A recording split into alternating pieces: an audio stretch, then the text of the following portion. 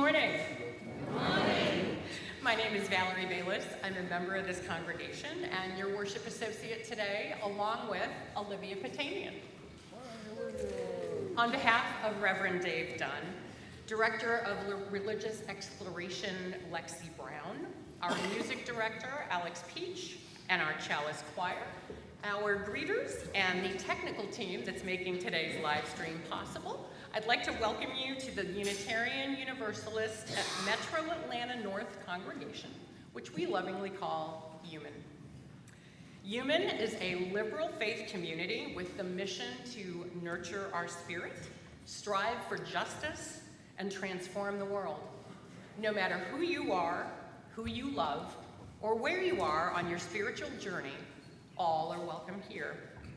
Welcome to everyone joining us remotely. And for any visitors here today for the first time, if you're comfortable doing so, would you please stand and tell us your names and where you are from so we can get to know you better? Are there any visitors on my left?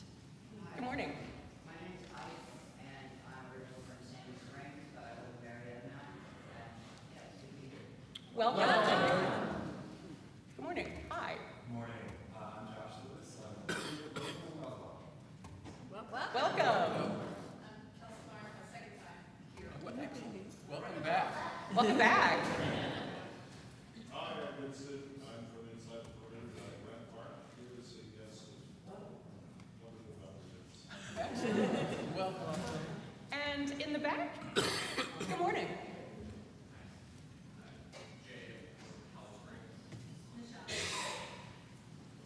Welcome. Welcome. And the gentleman in tan?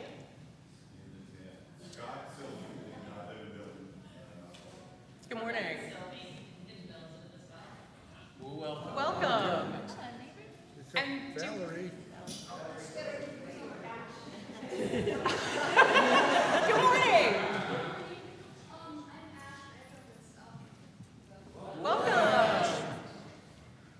Anybody else over here? And are there any visitors with us on this side? Well, welcome, and thanks for being with us. Today begins our fourth and final week of 30 Days of Love. Please join us on Zoom this Tuesday at 7 p.m. to create community and plan the work of transformation during these difficult times. This week's topic will be LGBTQ+ gender and reproductive justice. What does love look like right now? Look for an email with the Zoom link, and it can also be found on the UUMAN calendar. We have a couple of adult enrichment offerings during second hour. Those are listed in your order of worship, along with the youth RE schedule and some upcoming UUMAN events. The UUMAN chili cook-off will be at noon today in Fellowship Hall. Everyone's invited to sample chilies, soups, cornbreads, and to vote on your favorites. And Mystery Friends is back. This fun intergenerational tradition connects children, youth, and adults through weekly letter exchanges on March 2nd, 9th, and 16th, leading up to a big reveal and potluck on March 23rd at 1 p.m. Today's sermon will deal with adult themes. Parents may want their children to participate in kids' community in Fellowship Hall after our wondering time today. And now, let us greet each other in the hand or elbow of friendship.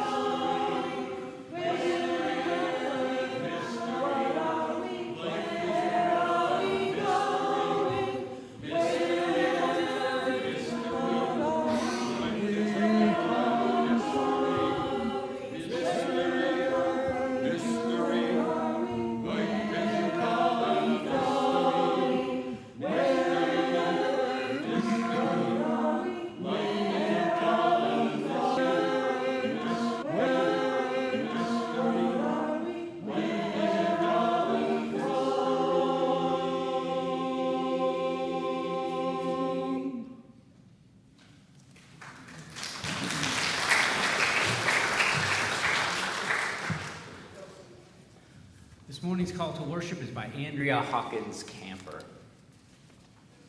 In the houses of the holy, the world pauses. In the hearts of the holy, love abides. In the havens of the holy, hope comforts. In the hearths of the holy, spirit refreshes. Come then, one and all, gather in. Come then, one and all, gather here. Bring here all your heart, bring here all your body, bring here all your soul. Come then, bring the broken, the vulnerable, the ragged, the outcast, the other, the stranger. Come then, gather in, come. Come then, gather in, one and all. And now let us light our chalice together.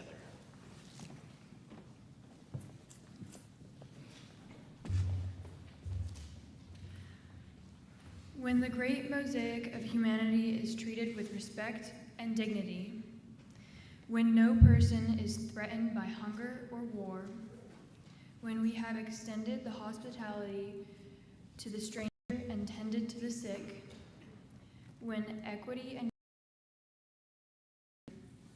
then we shall all be free. We light this flame to hold the element in our spirit and in our minds.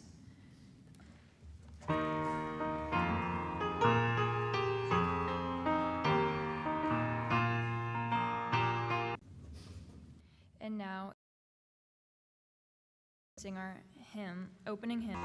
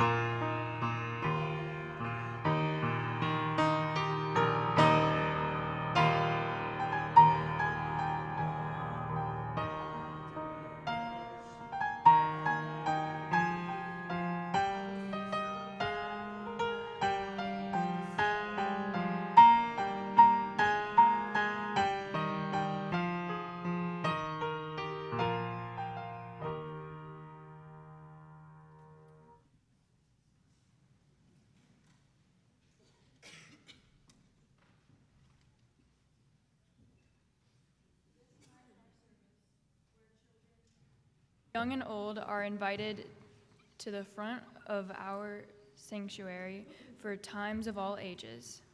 After the story, they are invited to exit into Fellowship Hall for kids community and fun all ages activity for the remainder of service.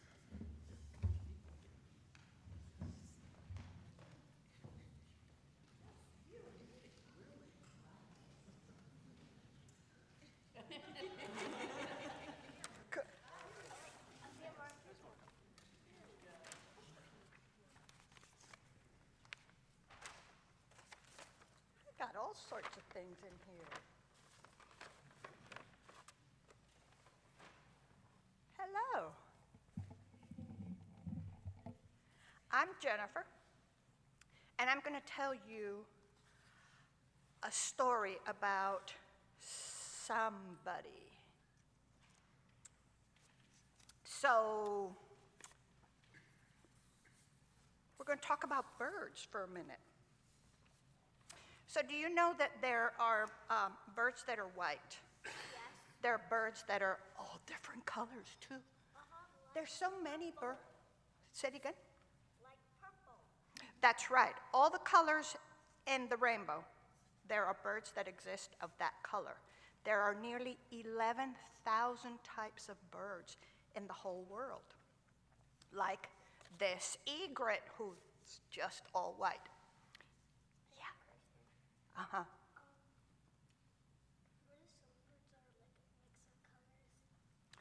We're going to talk about that. All right. So, have you ever heard of the word fashion? Yeah, fashion are the things that we like to wear. Also, some things are fashionable, or some things that we do are fashionable. Hi, Ellen, come sit. So fashion, a long time ago, took a turn, very interesting turn, and people in different countries started to wear feathers in their hats. It's upside down. Thank you. And so it was interesting because that meant that people had to chase birds and catch them and gather all their feathers, and feathers got to be so popular that they were worth a lot of money. And the problem with that is that then we had less birds. And you know, the purpose of birds is not to be in hats. Birds are reasons to live. They're part of our ecosystem, of the natural world. What is an ecosystem? An ecosystem is the natural world, is where we live and what surrounds us. The ecosystem is basically Earth. Exactly. Yep, there are little ecosystems and big ecosystems like the Earth, and even bigger than the Earth, right? So some of the things that birds do is they eat worms and they eat pests, sometimes spiders and things like that. And they also clean up waste, and they spread seeds, and they pollinate plants, and that's helpful for us humans because we need plants to make fruits and things like that. Hold that thought, Gabe. Okay. So you know, so we were collecting feathers, this little woman who's the right side, and some of these birds are so beautiful that they disappeared. We don't have any birds that look like this anymore. Hold on a minute. This is I have to look it up. He's from Australia. He was from Australia. It's called the superb lyre bird. Beautiful feathers, right? Mm-hmm. So it's, you know, it's a little bit sad that we've had to do this to birds because they're beautiful, aren't they? I mean, look at those feathers. So I can't hear very well, so we'll talk about that later. So other cultures look at birds and say, ooh, let's celebrate birds in a very special way, like this Native American who's wearing it because it's for a special, use it to designate who's really important. So the person that wore this headdress was the ruler of the Aztec Empire, which is now Mexico. So have you seen anything like this? Have you seen anything like this? Have you seen people collect? Exactly, yeah. That's right, it is. That's right, it is. But I wanted to talk to you about a special group of people, the Hawaiians. They collected these feathers for this cape, but they did it in a very different way. And what they did is they didn't want to harm the birds.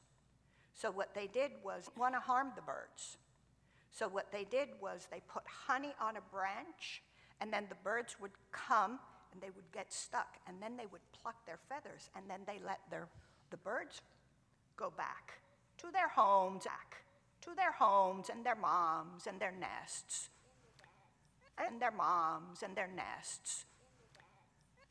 Yeah, so all of those. So we don't want to kill the birds for their feathers. So hopefully we've gotten a little smarter, right? Hopefully, because we love all the birds in their different ways of being and colors, and they're part of the ecosystem. And so we would like to remind you, I would like to remind you that birds are really important for the environment, the habitat, the world, and there are things that you can do to help those birds, like build birdhouses, or not use chemicals outside, and maybe even put a little bell on a cat if you own a cat so that the cats won't eat them. Because all birds are beautiful, even those that look kind of funny to us. Even those that look kind of funny to us. I'm sure this bird's mama thinks he's beautiful. Like this, sage grouse. Like this, sage grouse. Say what? Yeah, he looks like he's got a thing hanging off of him, doesn't he? You know the beautiful bird that we were talking about earlier? Uh-huh. How come even though the peacocks are feathers, how come they're not like listed like that one? We try not to pull the peacock's feathers so we can let them live. So we've stopped using feathers in hats, hopefully. All right, and I want to leave the last bird. He's called the gun sage grouse. He's one of North America's endangered species. So if you see him across the street, let him cross, all right? Thank you, everybody.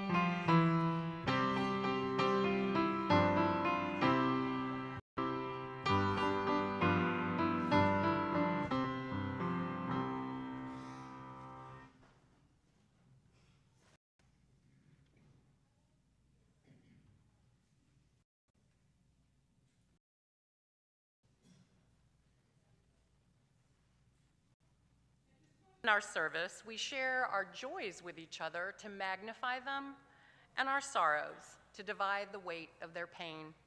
If you are so moved, please feel free to come forward, drop a pebble in the bowl, and express a joy or a sorrow that you may have. For those of you attending via live stream, if you have a joy or a sorrow that you'd like to share, please just type it into the chat. Our son Owen turned 12 yesterday, so big win.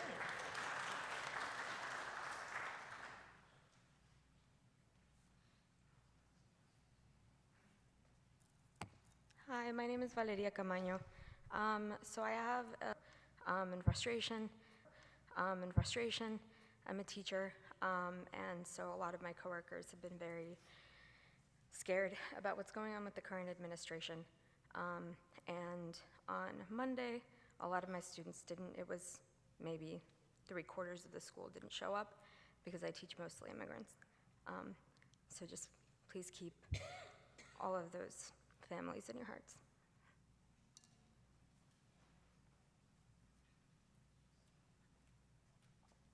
I feel like I should pull out this whole bowl of rocks. I have joy and concern. My husband's home and comfortable and content on home hospice with dementia. So anyway, I'm glad to be back here to visit, and I think I've joined. If I haven't joined, I'm joining. And and the church. And the other thing is I have a new knee, and it's going very well, and so I'm happy for that. And I didn't need all these rocks, but thank you. It's good to be here.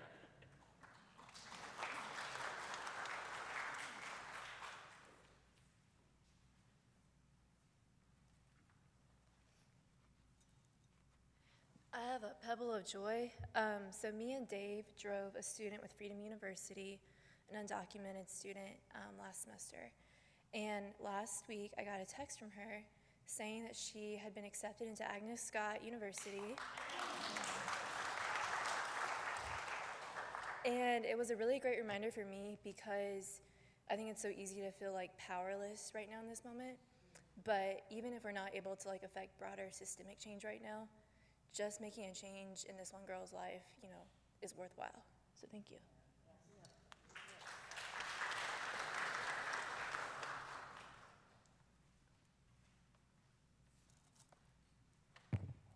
I'm Miriam Patanian, and I'm a member of this church. I have 2 pebbles of pride.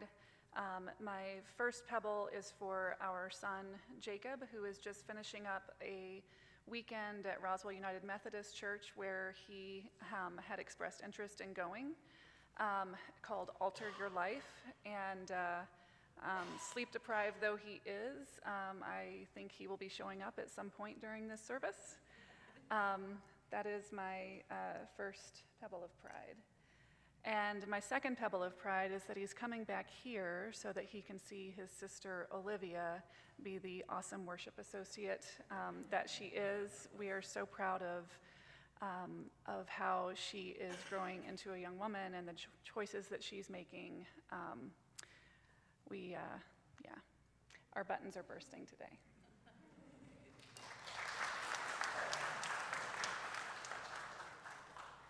I'm still Jennifer. Last Sunday, I dropped a pebble because I was so disappointed in our national leaders who were retaliating against Bishop Marianne Buggy, I don't know how you say her last name. So Carla and I decided that we are going to follow through, and after the service, we will have postcards to send to her to show her our Unitarian love. So look for me later.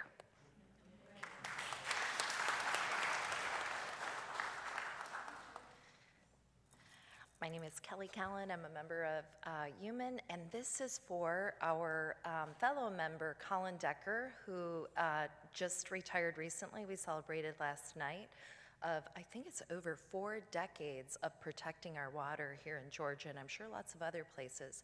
So here's for Colin, and before any of you get the idea, I did say right away, which committee are you going to join now that you're retired? So I got that covered.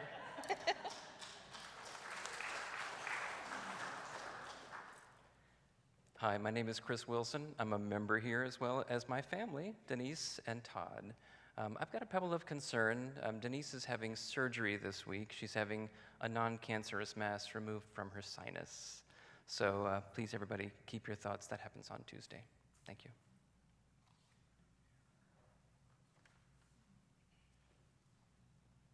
And I will drop one final pebble for all of those joys and sorrows that are still too tender to escape the folds of our hearts.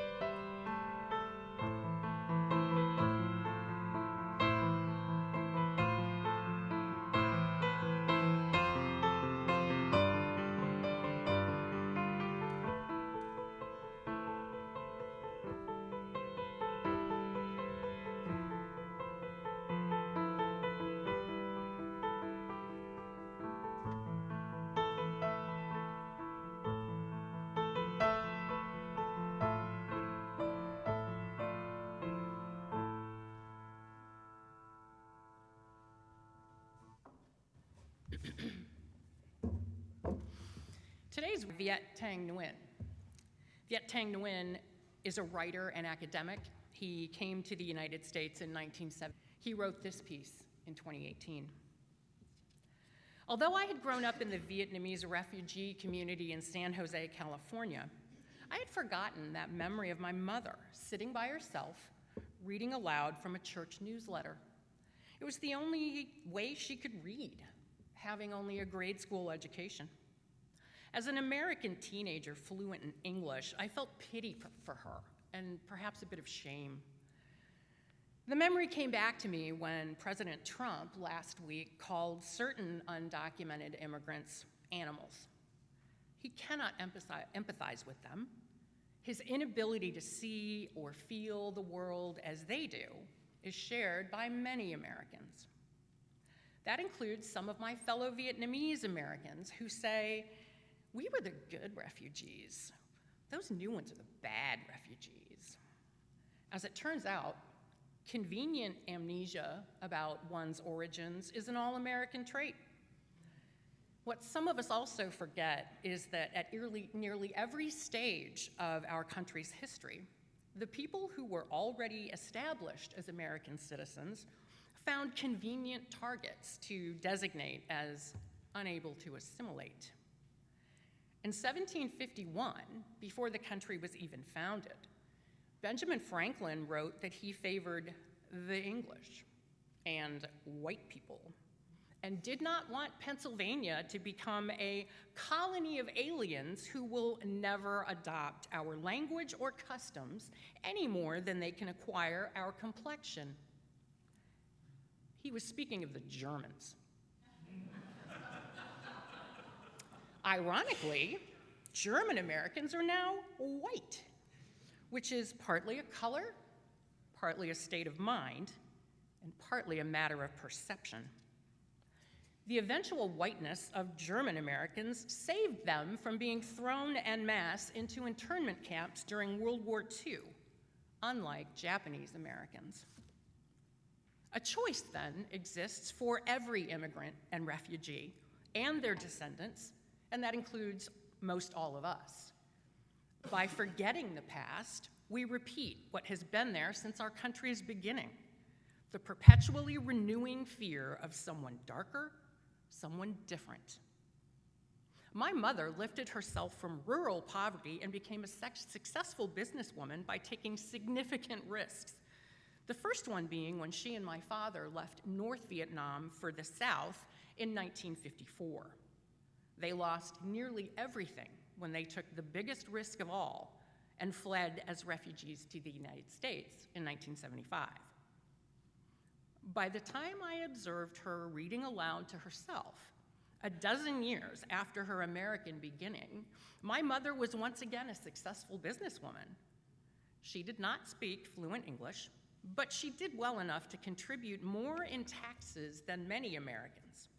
She was, and is, heroic, but many Americans would see her only as an outsider, including the one who put up a sign in a shop window near my parents' grocery store in San Jose.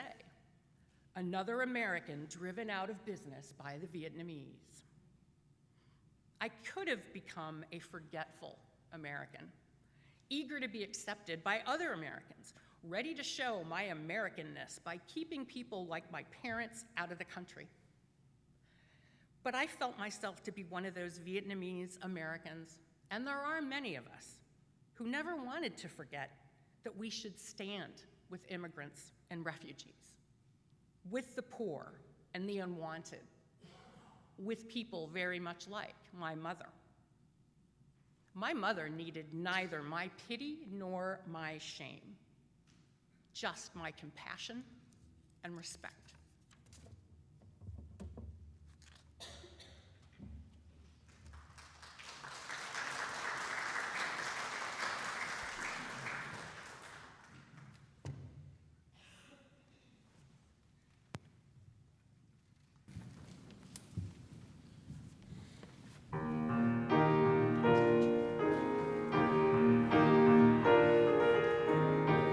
There's only a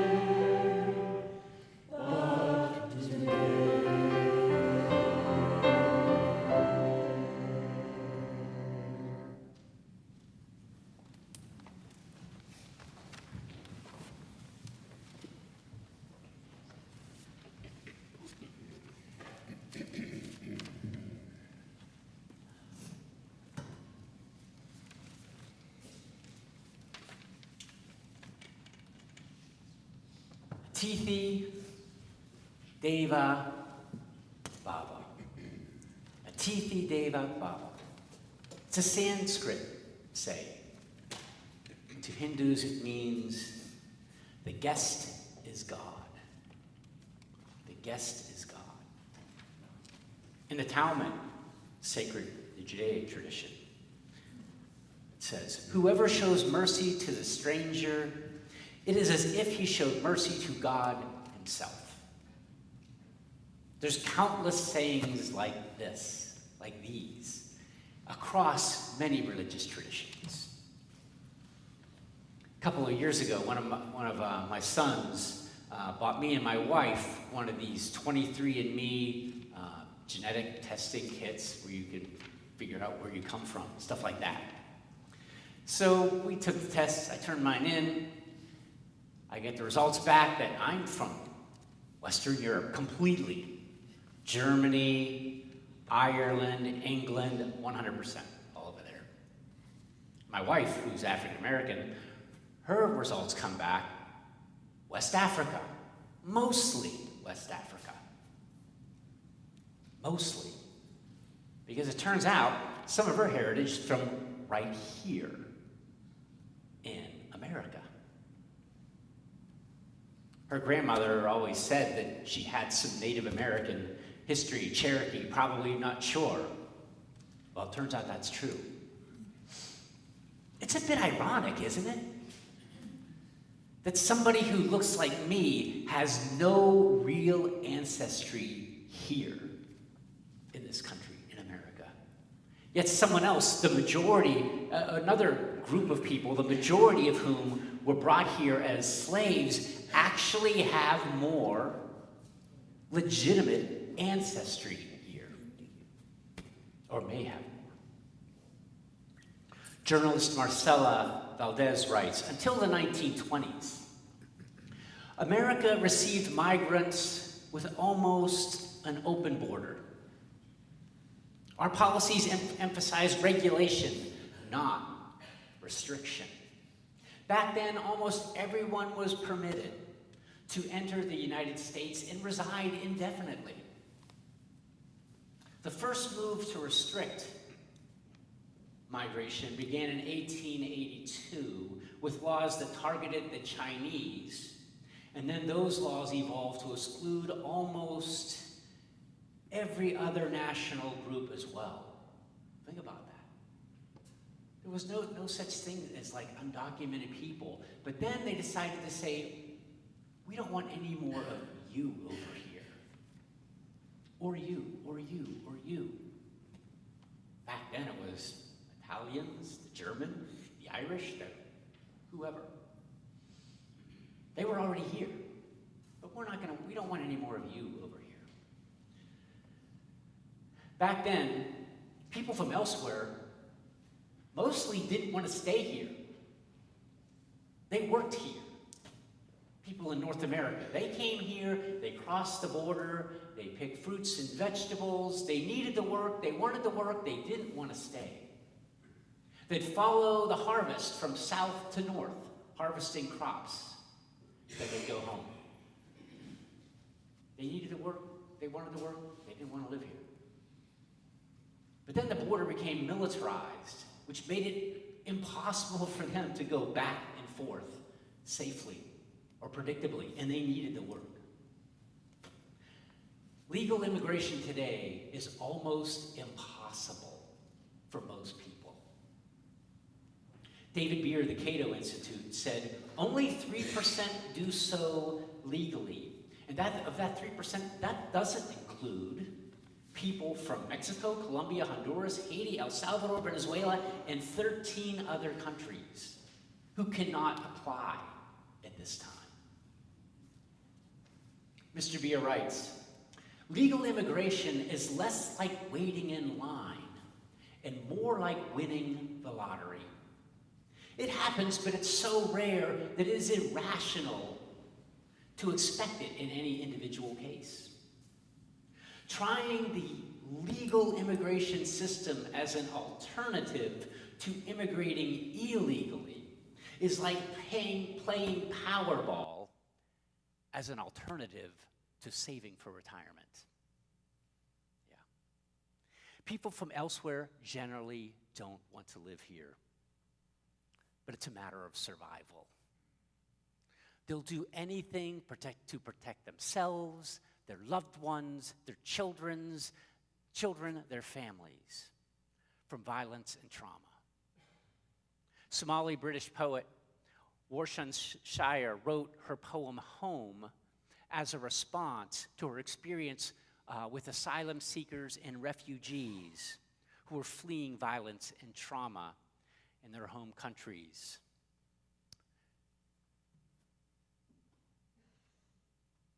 Here's her poem, Home. No one leaves home unless home is the mouth of a shark. The boy you went to school with, who kissed you dizzy behind the old tin factory, is now holding a gun bigger than his body. You only leave home when home won't let you stay. No one leaves home unless home chases you, fire under feet. You have to understand that no one puts their children in a boat unless water is safer than land. No one spends days and nights in the stomach of a truck feeding on newspaper unless the miles traveled means something more than the journey. I want to go home, but home is the mouth of a shark. Home is the barrel of a gun. And no one would leave home unless home chased you to the shore, unless home told you to quicken your legs and leave your clothes behind, crawl through the desert and wade through the oceans. Drown, save, be, hunger, beg, forget pride. Your survival is more important. No one leaves home until home is a sweaty voice in your ear saying, leave, run away from me now. I don't know what I've become, but I know that anywhere is safer than here. Somali poet Warsan Shire. Asylum seekers. According to the UN Declaration of Human Rights, it is a human right to seek asylum. It is not a human right, however, for it to be easy. A refugee is designated as such before they even come to a new country. So if a refugee is coming to the United States, they're already designated a refugee before they get here. And when they do get here, they're given some semblance of support. They're entitled to health care, they're entitled to social services, housing assistance, they're entitled for a work permit on day one and can work. And after 1 year, they're entitled to apply for permanent residency, a green card. The process for asylum seekers is much, much different. They have no status until they get here. So it is their responsibility to get to the United States. And once they get here, then they request asylum. They get here on their own and request asylum. Then they fill out an application for asylum. When they fill out the application, they get detained. They go to a detention center, prison, until they wait for their asylum case to be adjudicated, which can vary widely, but on average, it's 2 years. They can bail themselves out if they have money. Again, the bond for that can vary widely, but the current average is $14,000. Once they get bailed out, they have, unlike refugees, they have no support. No clothing by the government, only emergency health care, no food, no shelter, nothing. They cannot apply for a work permit for 6 months. That's just the application. Actually getting the permit will take longer. Imagine that time period right there. You got nothing, nowhere to go, no job, no legal job, ripe for abuse. So again, for an asylum seeker, The path to citizenship aside, the path of survival is desperate. To fill this void in support for the vulnerable asylum seekers, the UUSC, the Unitarian Universalist Service Committee, in 2019 developed a program called CAPAS, Congregational Accompaniment for Asylum Seekers. Now, I don't have the exact stats on this, but they are helping over 40 congregations, not all Unitarian Universalists at all. They're working with any denomination, any congregation. They're helping over 40 different congregations help a vast number of asylum seekers, providing a circle of care for these asylum seekers during this period of vulnerability. Now, today it's service reflection, which is after this service here in this room. If you want to know more about CAPAS, the UUSC's program, I will be here to talk about it. So I look forward to talking with anybody about it afterwards. The holy Hindu scriptures of the Mahabharata state that it's the king's role to ensure that strangers and travelers are well cared for and received. Of course, the king has to maintain peace and order, but it's also part of their responsibility to ensure the well-being of guests and strangers in his kingdom. This was seen as a reflection of the wisdom and righteousness of the king. By this or by any criteria that one could possibly imagine, is there any evidence that our so-called king has any semblance of wisdom and righteousness? Eliminating U.S. aid, that's just starters, or trying to, which helps the most vulnerable people around the world who have no means. Deleting all of the government's DEI, diversity, equity, inclusion initiatives, and also vilifying any public or private corporation that's doing the same, supporting DEI initiatives. Removing temporary protected status from different countries. He's moved TPS for Venezuelans who will have to go back into the Chavez-Maduro regime. Threatening no longer grant asylum to anyone who comes to apply? Is there any wisdom and righteousness amongst this so-called king? And do we have any wisdom and righteousness when this seems to happen again and again throughout our nation's history? To the other, to the oppressed, to the poor, to the ragged, the outcast, the other, the stranger, or to anyone who doesn't look like me, who ironically has no ancestral roots here. In our reading this morning, Mr. Wynne writes, by forgetting the past, we repeat what has been here since our country's beginning, the perpetually renewing fear of someone darker or someone different. When will we come to understand what's really going on? What will it take for us to learn from our history and make a new way? And what will it take for us to actually embody this new way in our actions in the world? Atithi Devo Bhava, the guest is God.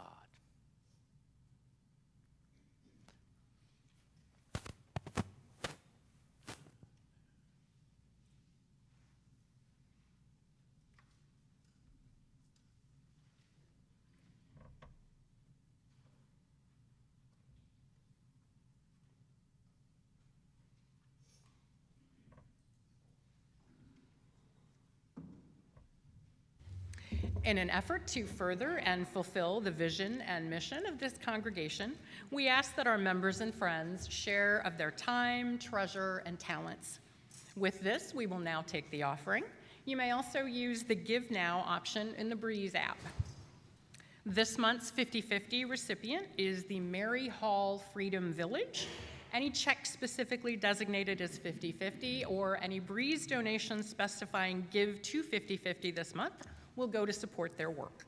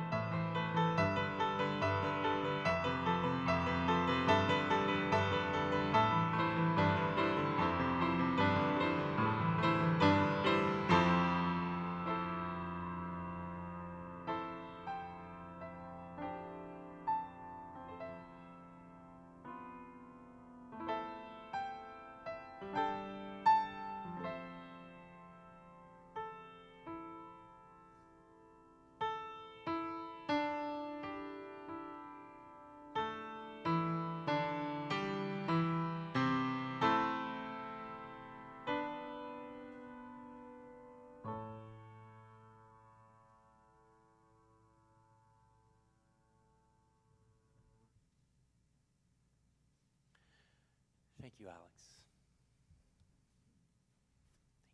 Thank you. We accept this sacred offering, generously given by our beloved members and friends. May we use it wisely and judiciously in service to our mission.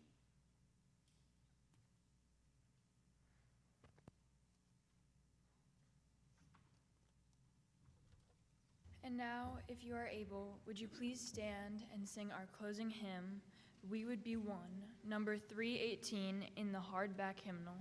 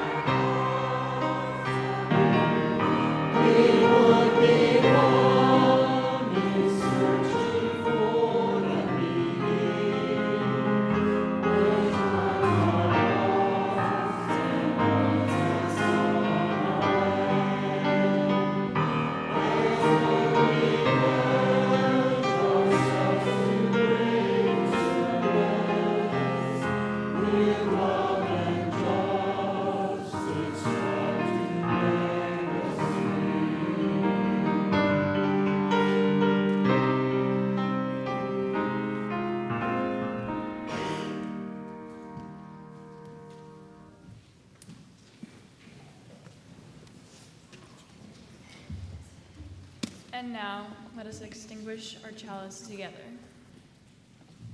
We extinguish this flame, but not the light of truth, the warmth of community, or the fire of commitment.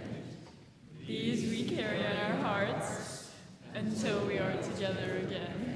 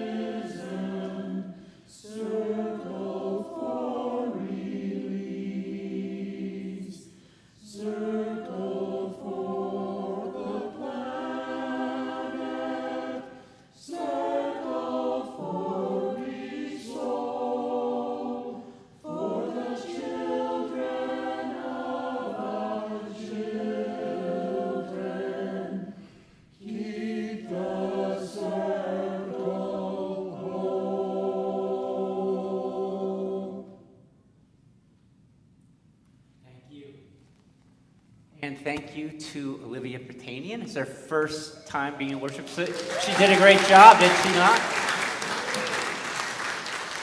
We would be one in building for tomorrow, a nobler world than we have known today. As one, we pledge ourselves to greater service with love and justice to make us free. Go in peace and enjoy your week.